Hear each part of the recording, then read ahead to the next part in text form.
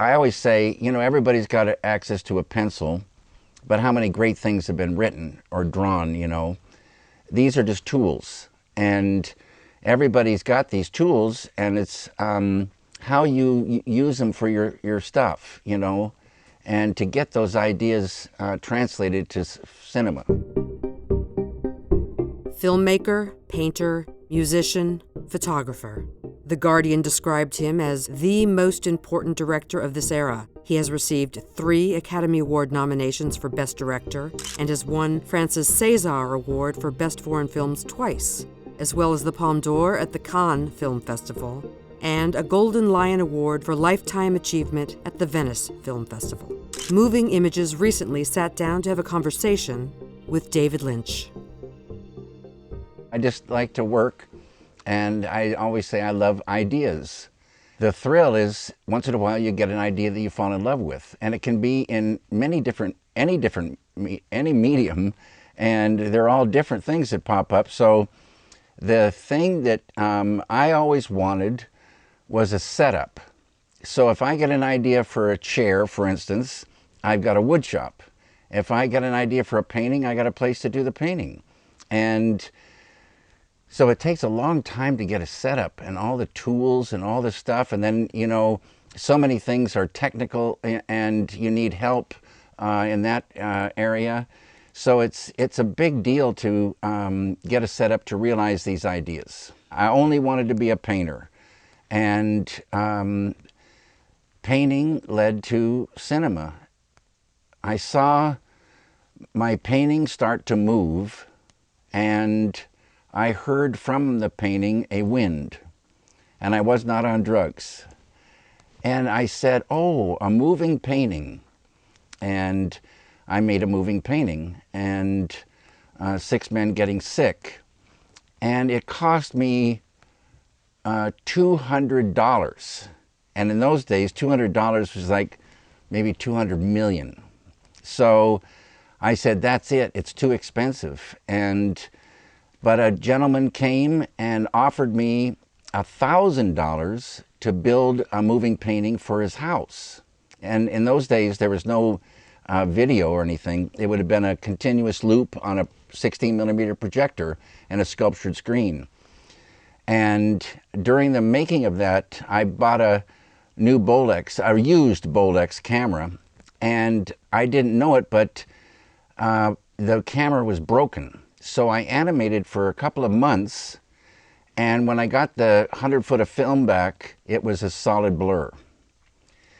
Meanwhile, I'd gotten ideas for live action and animation, a thing that I wanted to do. And I talked to the gentleman who gave me the money, and he said, okay, David, just do what you want to do and make sure I get a print.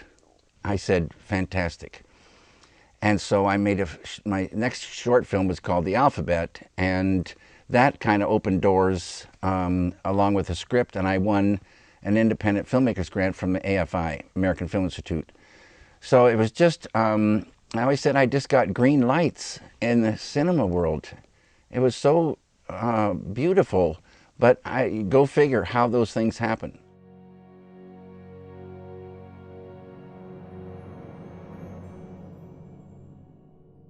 I always thought sound was 50% of the film. And so I've always been very interested in sound and very interested in the image, and both things to going together, and ideas that eventually spell out a story. So it was all coming from painting in a way. I didn't know how to write. I didn't know how to, do anything. I didn't know how to film. But most of cinema is common sense. You just think about it a little bit and you get going. And then a lot of it is also learning by doing. It's action and reaction, and the thing starts talking to you, and pretty soon you kind of get the hang of it. I was always short on the technical side. I understood it in an abstract way. But for instance, in Philadelphia, where I went to the Pennsylvania Academy of Fine Arts, there was a lab called Calvin Dufresne. The headquarters was Calvin in Kansas City, But a side lab, Calvin Dufresne, was in Philadelphia, and they made government films and industrial films. So they were kind of, in my mind, kind of boring, straight ahead films. But the people there were technically way high. So when I didn't know something, I'd go talk to them, and that's where I sent my film to be developed, and I would talk to them. And a guy named Herb Cardwell was a cinematographer, a DP there, and he became the first DP on my first feature, Eraserhead. Herb knew the technical side like nobody's business. He was a mechanical engineer mind.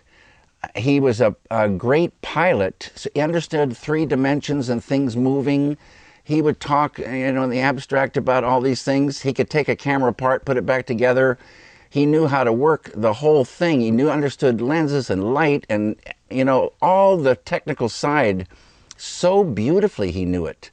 And so all I had to do was tell him the feeling I wanted and the mood and the way, this would go here, this person's going to go here, and it's got to get this kind of feel. And then Herb would go to work, but he was great to work with. And then he, because I ran out of money, he had to quit.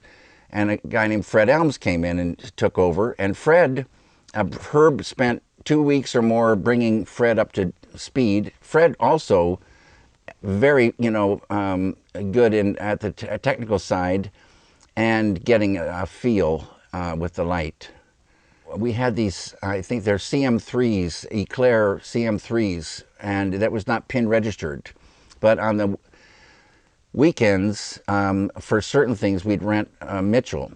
And we got a Mitchell one time. You get it on Friday, and you don't have to bring it back till Monday morning, and you get a one-day rate. So this Mitchell was super old, but we were shooting 120 frames. But it was so old, Herb was pouring oil into the camera. It was spewing oil, and we were shooting. It was beautiful. It was like the real good old days, an old Mitchell pouring oil into it, screaming loud, 120 frames. It was so beautiful.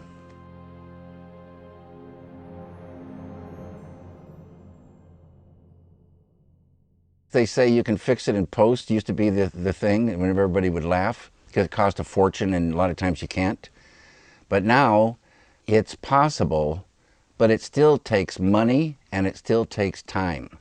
So it's not like snap your fingers and fix it, but there's so many things you can do. Everybody has their favorite filmmakers, and every filmmaker uses the technology. So, but you use it to be true to those ideas and get them translated the way they came to you in your head, or from a script in your head, from a book in your head, whatever. And they got to be a certain way. So you use, those things to whatever it takes, and a lot of it is experimentation. A lot of times on Eraserhead, for instance, we shot things twice. First thing, it will seem like a right thing, but when you see it, the dailies, you say, Now you see it right away. You can adjust and, go on the fly. I, in a way, like bad quality. And by that, I mean, sometimes when the image is out of focus or not quite right, you can't quite get a handle on it, your mind kicks in, and it's like a mysterious thing. When you see every grain, every pore, every single thing, it is what it is, and there's not room to dream. Sound, zoomed, where it was late coming along, and then zoomed way ahead of picture in the digital world. So there's billions of plugins, and if you can think it, you can do it.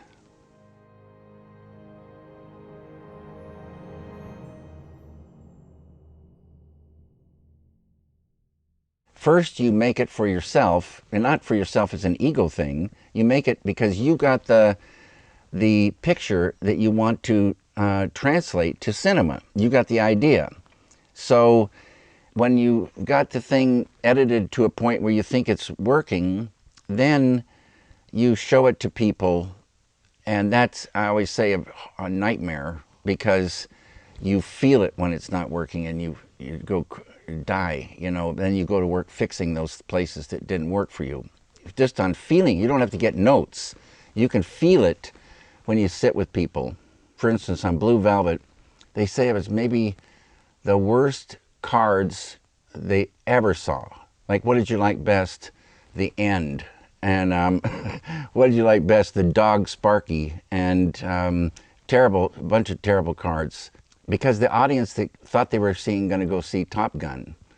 And so it was not exactly the correct audience for a test screening.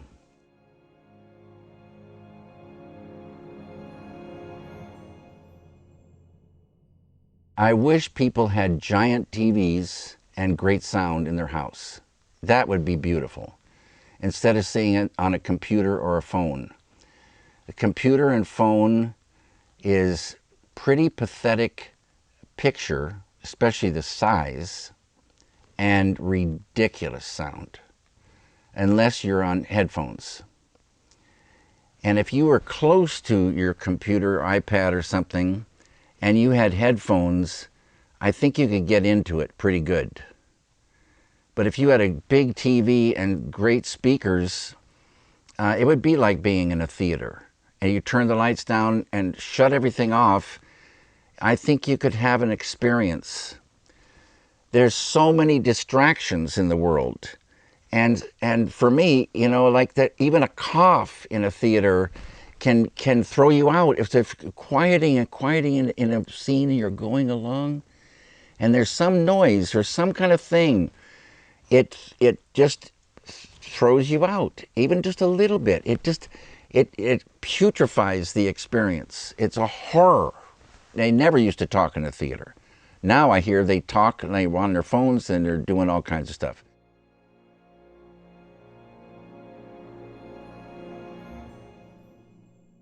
To me, imagination is daydreaming and catching ideas.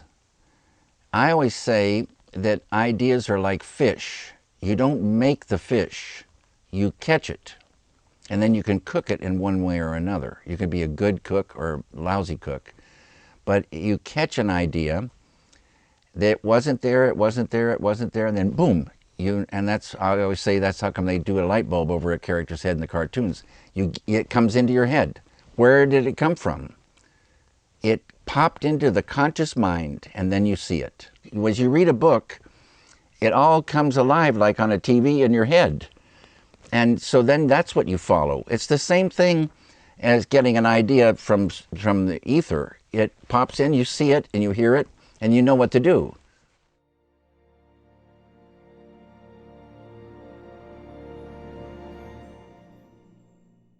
I'm a human being.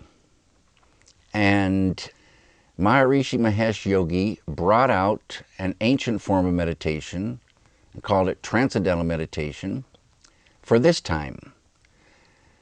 Every human being has within them a treasury. And this treasury is eternal. It's unbounded. It's immortal. It's infinite. It's immutable. It's an ocean of consciousness, modern science's unified field at the base of matter and mind. Transcendental meditation is a mental technique. You get this technique and you sort of go backwards through the mind, through the intellect, and at the border of intellect, you transcend and you experience that ocean of pure consciousness. Every time you experience that, it's called transcending, meaning experiencing that, going beyond. Transcending means go beyond. You go beyond the field of relativity and experience non-relative absolute, ocean of pure consciousness. Every time you experience it, you infuse some of that. So you start expanding whatever consciousness you had to begin with. It just needs unfolding. Tied to consciousness are all positive qualities. So consciousness, this ocean of pure consciousness, is also unbounded intelligence, creativity, bliss, happiness, love, energy, and peace. So when you experience it and begin to infuse it, you are expanding those all positive qualities. Common sense tells you life's going to get better. The side effect of expanding consciousness is negativity starts to recede. And I call it the suffocating rubber clown suit of negativity that so many of us are wrapped up in. Foul-smelling, heavy rubber clown suit of negativity. You start transcending every day. You bring in the gold, say goodbye to garbage. This clown suit starts to dissolve, evaporate without trying. Stress, traumatic stress, tension, depression, sorrow, hate, anger, need for revenge, fear start to lift away. So people start feeling so much more freedom. This heavy weight is lifting and gold is coming in from within. It's beautiful. And when they say transcending is a holistic experience, so all avenues of life start improving. It feeds the life, it feeds the work, relationships, more energy, less fatigue, you sleep better at night, you feel better in your body, the world looks better, people look friendlier. And once you've got that happiness inside, you are so, doesn't really matter what's going on. You got a kind of a flak jacket against stress, all kinds of things. You get really more self-assured, self-sufficient. You're banging on all 8 cylinders.